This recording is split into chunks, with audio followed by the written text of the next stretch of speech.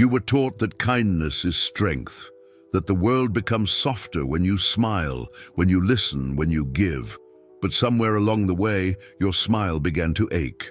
You started waking up tired, not from lack of sleep, but from carrying the invisible weight of everyone else's emotions.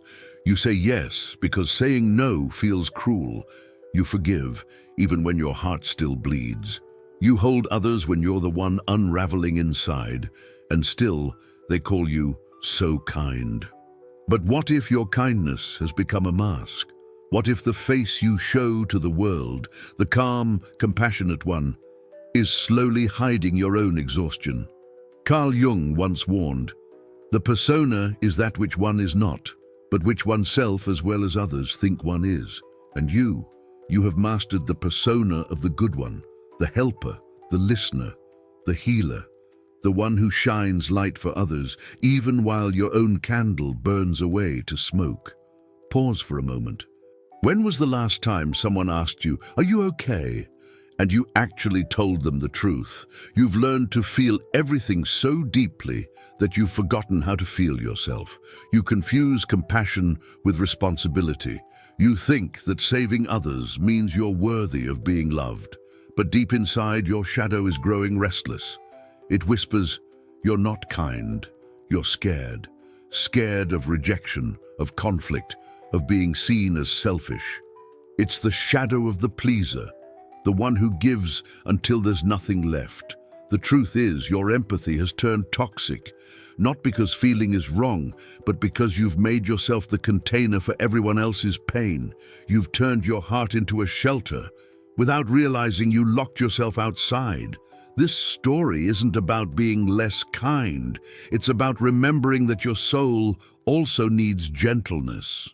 That real empathy doesn't mean absorbing suffering.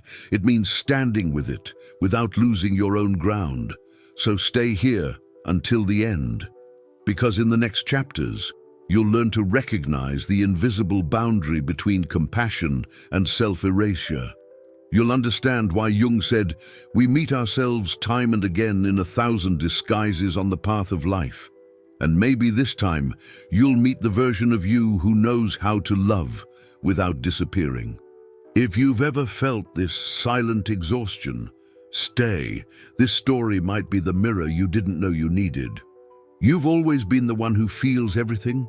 When someone is hurting, it's as if their pain moves straight into your bloodstream. You read the tremor in a voice, the heaviness behind a smile, the energy in a room before a single word is spoken. You call it empathy. But empathy, when left unchecked, can become a silent addiction. The need to feel for everyone, to fix what's broken, even when it's not yours to fix. You've built your identity around being the one who understands. When people fall apart, they come to you. They leave lighter, you leave emptier, and still you call it love. You tell yourself that this is who you are, the listener, the healer, the one who can hold everyone's storms. But no one told you that holding storms changes the shape of your own sky. Carl Jung once wrote, "The meeting of two personalities is like the contact of two chemical substances. If there is any reaction, both are transformed." But you allowed yourself to dissolve. Every emotion that entered your life changed you a little more, until your own colors began to fade. Empathy is beautiful when it flows. It's deadly when it floods. When you absorb too much, you stop distinguishing where you end and they begin. You start mirroring their sadness, their chaos, their unspoken guilt. You lose the boundaries that keep your psyche intact. It starts innocently.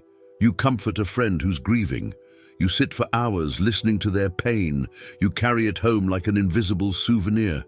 At night, when the house is quiet, you feel the ache in your chest that isn't even yours. You replay their words in your head, trying to make sense of feelings that never belonged to you. This is the trap of empathy. When compassion turns into possession, when feeling with others turns into feeling for them, until your nervous system becomes their echo. You become the emotional sponge, absorbing every drop of suffering you touch. But here's the paradox. The world praises this version of you. They say, "You're so understanding, you're always there for everyone, and you have such a big heart." No one tells you that sometimes a big heart bleeds out quietly. No one warns you that empathy without boundaries is a form of self-erasure. You start to believe that to love is to suffer, that kindness means surrender, that saying no means abandoning someone in need. But that's not empathy. That's fear disguised as virtue. Fear of disappointing others, fear of being seen as cold, fear of standing alone. Jung would call this the inflation of the feeling function. You've over-identified with the archetype of the empath, the savior, the healer, the light bringer.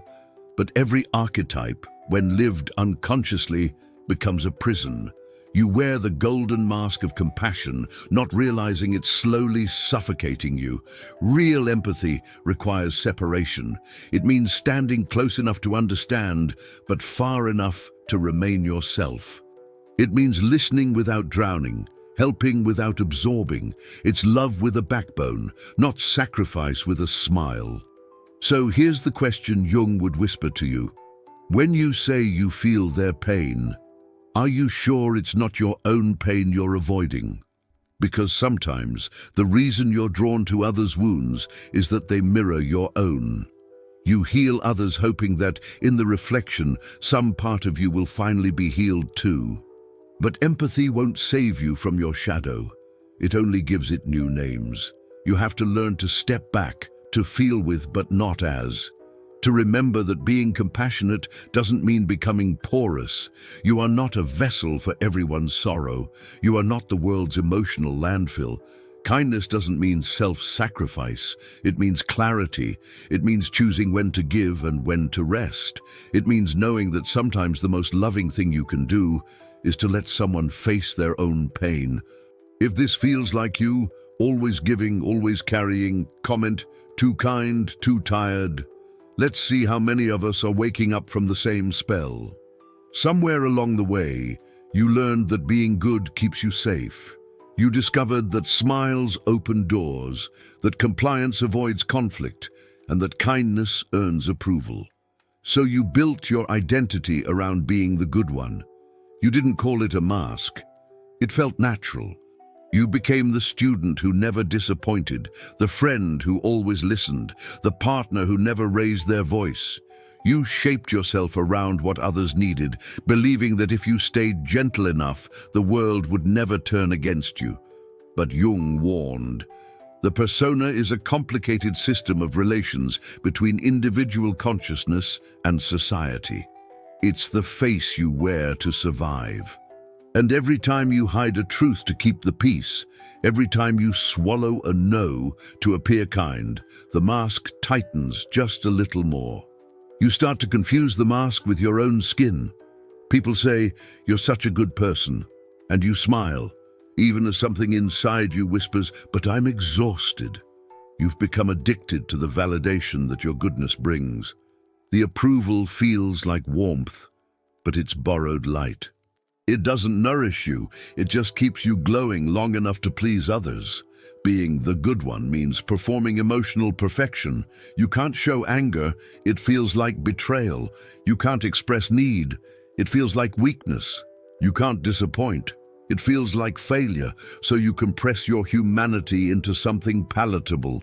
You make yourself small enough to be loved, invisible enough to be safe. But the unconscious keeps score. Behind the persona, your true self starts to stir. The repressed emotions, the irritation, the grief, the quiet rage, begin to gather in the shadow. And the more you polish the mask, the darker that shadow becomes. You tell yourself that being good is moral, that it's the right thing. But deep down, you sense the distortion. This isn't goodness, it's control. Control over how others see you. Control over the chaos that might erupt if you ever showed your real face. You learned to smile to survive, but now you're smiling to disappear. There's a loneliness in this kind of goodness, a loneliness no one sees because you're so convincing. You're the reliable one, the one who always has it together. But when you're alone, the silence feels heavy, because you've spent so long performing harmony that you no longer recognize your own discord. This is what Jung meant when he said, "The persona is what one is in the eyes of the world, not what one is in truth. And truth always demands to be known." So it begins to surface, in exhaustion, in resentment, in a strange longing you can't name. You start noticing the moments when you act kindly, but feel nothing inside. You give advice, but feel detached. You say, "I'm fine," when you're anything but. That's the soul knocking. It's asking, who are you when no one is watching? To be the good one is to become addicted to harmony, even when it costs your authenticity. But real goodness isn't compliance, it's courage. It's the ability to stand in truth, even when it makes others uncomfortable.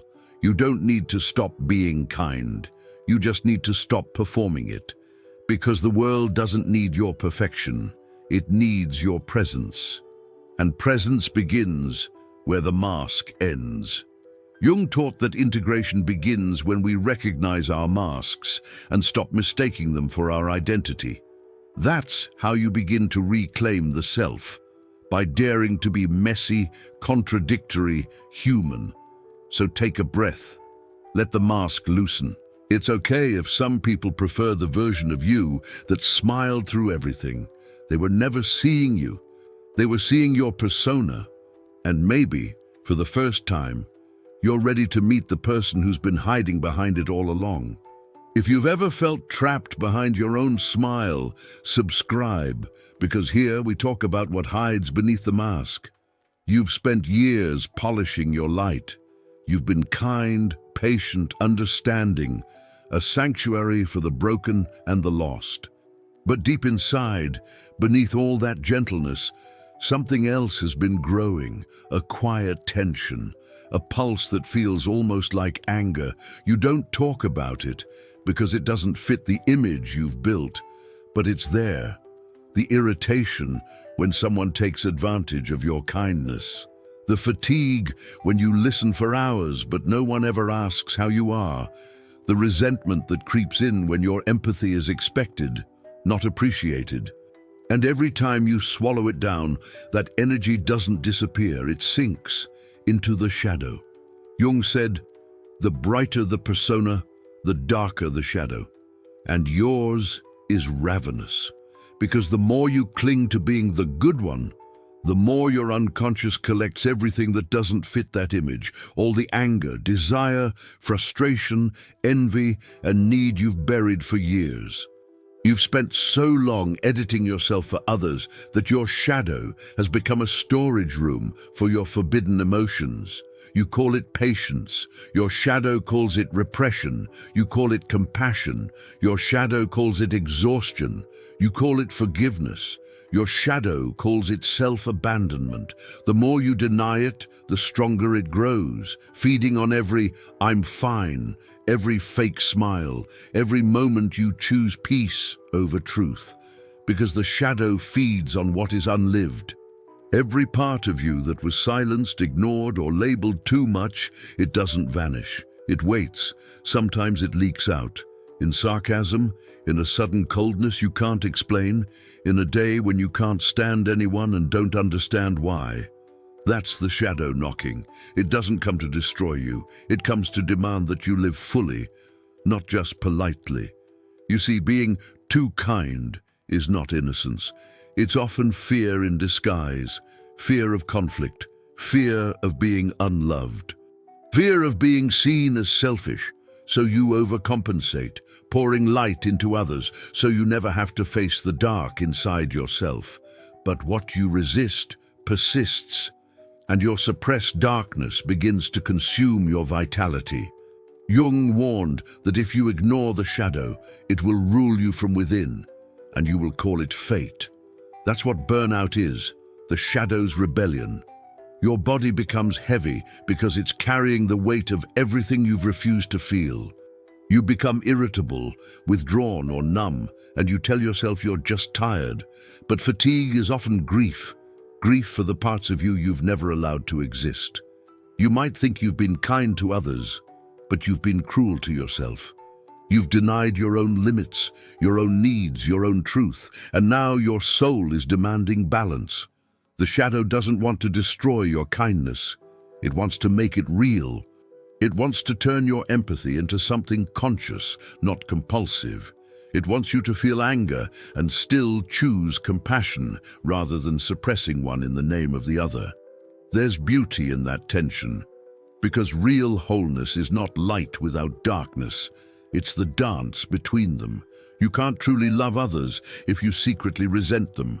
You can't offer genuine kindness if it's built on self-erasure. Only when you acknowledge the shadow can your empathy become strength instead of servitude. So the next time you feel that quiet anger rise, don't push it away. Listen to it. It's not telling you to hurt anyone. It's telling you to protect yourself. It's reminding you that you have boundaries, needs, and a right to say no. The shadow isn't your enemy. It's the guardian of your authenticity. And once you dare to face it, your light will no longer be borrowed. It will be yours. If you're feeling this, the quiet anger, the hidden fatigue, don't hide it.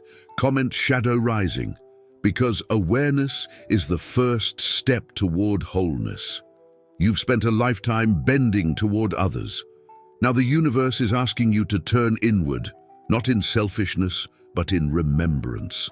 Because somewhere beneath all the masks, beneath the fatigue and the people-pleasing, yourself has been waiting. Not the persona, not the shadow. The self, that silent center of consciousness Jung called the totality of the psyche. You can feel it when the world goes quiet. In the pause after saying no for the first time. In the breath that follows a boundary. It's subtle but powerful. A pulse of something that feels like freedom. You've mistaken kindness for disappearance, empathy for absorption. But now you're beginning to see, compassion that excludes you isn't compassion. It's self-neglect disguised as virtue. And healing begins the moment you decide that your well-being matters too. You were never meant to be a vessel for everyone else's sorrow.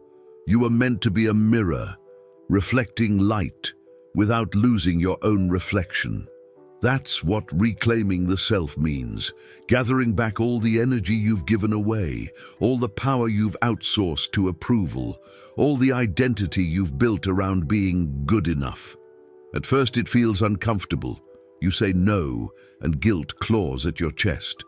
You rest when others still expect you to show up. You stop explaining yourself, and suddenly silence feels like rebellion. But this is how you reclaim your psychic territory. One honest act at a time. You begin to separate love from obligation. You begin to trust that boundaries are not walls. They are sacred doors, openings through which true relationship can breathe. Jung said, "The privilege of a lifetime is to become who you truly are." That's what you're doing now, withdrawing the projection, peeling away the false identities, and remembering that your worth was never earned through sacrifice. It was intrinsic, unshakable, whole. The more you reclaim yourself, the more you'll notice resistance. People who benefited from your endless giving may call you distant. Those who loved your compliance may label your growth as coldness. But that's the cost of authenticity. You will lose people who only knew your mask. Let them go.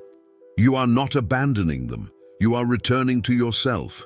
And from that return, your empathy will become clearer, no longer reactive, no longer draining, but rooted in discernment.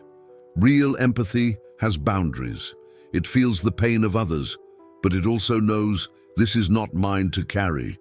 It allows you to witness suffering without merging with it, to love deeply without losing center. Imagine this. You're standing in a forest at dawn. For years, you've been collecting the broken branches of everyone else's burdens, trying to build a fire to keep them warm. But now, you drop them, you breathe, and you realize the fire you were meant to tend was inside you all along. This is not selfishness, it's sacred stewardship, because when your inner fire burns steady, your presence heals without effort. You no longer need to save anyone. Your wholeness itself becomes medicine. Reclaiming the self is not a single act. It's a lifelong ritual. Each time you choose rest over proving, truth over peacekeeping, honesty over pleasing, you strengthen your center. And your energy, once scattered through 1,000 acts of unconscious giving, begins to return home. The self doesn't scream for attention, it whispers. It waits for you to stop rushing toward everyone else long enough to hear your own voice again. When you do, you'll recognize it immediately. It will sound like stillness, like peace that doesn't depend on permission. You are not here to play the saint, you are here to be whole. And wholeness means claiming every part of you, the gentle and the fierce, the nurturing and the wild, because true kindness is not passive, it's powerful. It knows when to open and when to protect, when to give and when to rest. If this chapter feels like a mirror, if you're starting to remember your own fire, subscribe.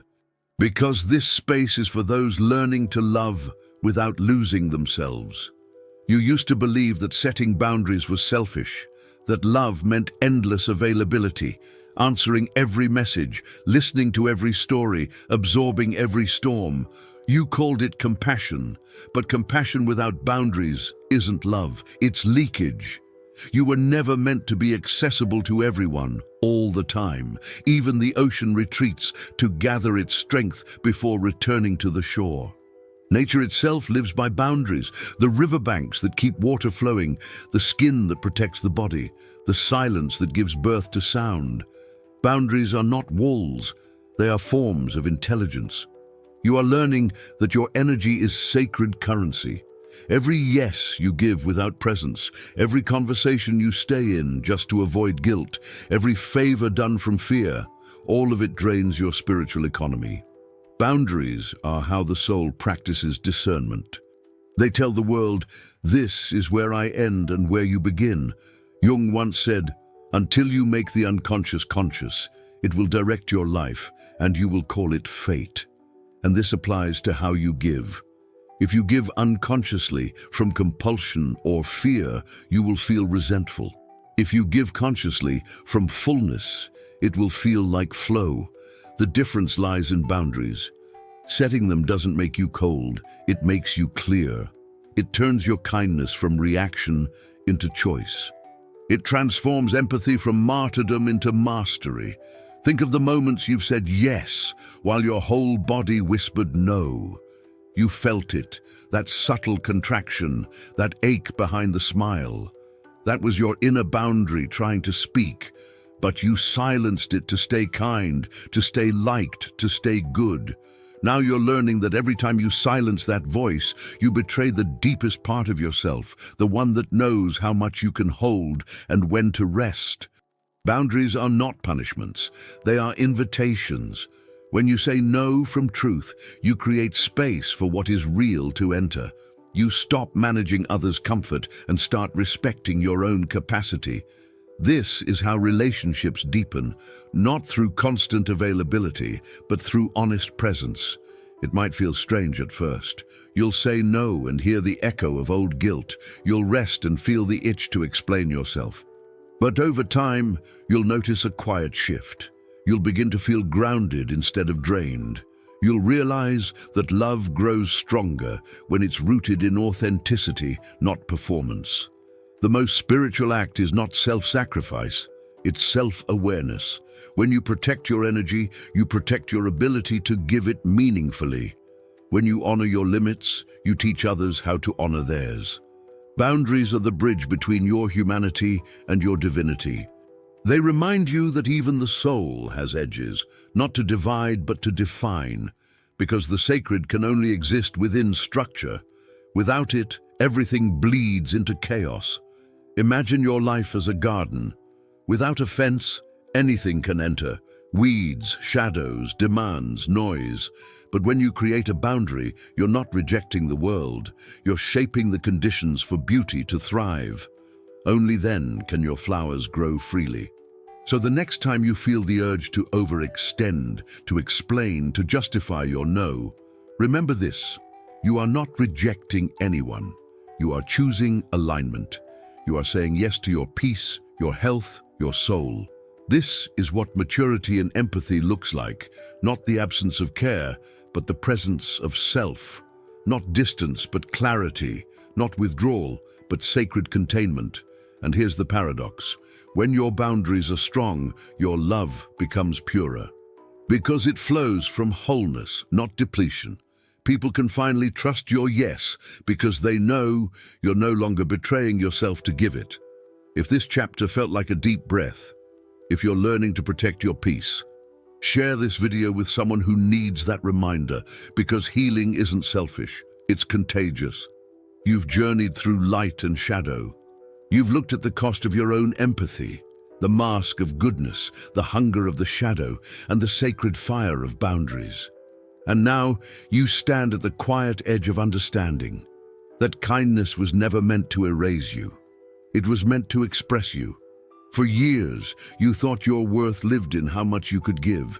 You thought that love required sacrifice, that peace meant silence, that to be kind meant to never be seen as difficult. But now you know, every time you denied your truth to protect someone else's comfort, you stepped further from your soul. And the soul always longs to be known. Carl Jung said, "Wholeness is not achieved by cutting off a portion of one's being, but by integration of the contraries." This is your integration. You are not only the light that gives, you are also the shadow that protects, the fire that says no, the silence that heals. Kindness with soul is not about pleasing everyone. It's about standing rooted in authenticity and allowing your compassion to flow from that ground. It's not the performance of virtue, it's the embodiment of truth. Now, when you offer your empathy, it comes from choice, not compulsion. When you say yes, it means something. When you say no, it's not rejection, it's alignment. You are no longer giving to be loved. You are giving because you are love. And maybe that's what Jung meant by individuation, not becoming perfect, but becoming real. Learning to hold your light and darkness in the same hand, to be kind and fierce, open and boundaried, empathic and sovereign. Because the world doesn't need another saint who burns out in silence. It needs souls who can stand in their truth without apology. Souls like yours, learning that kindness without self is not kindness at all. So as this story ends, take one deep breath. Feel the weight leave your shoulders. You don't need to fix anyone. You don't need to prove your goodness. You just need to stay connected to the quiet wisdom that lives beneath your persona, beneath the noise, beneath the need to be everything for everyone. That's where your real power is. The place where empathy becomes clarity, where giving becomes sacred, where kindness becomes strength. You are not too kind. You are finally kind enough to include yourself. And when you live from that truth, your presence itself becomes healing. Not because you're trying to save anyone, but because you've remembered who you are. If this story resonated, if you've seen yourself in these words, subscribe and share it with someone who gives too much. Because when one person learns to love with boundaries, the world becomes a little more whole.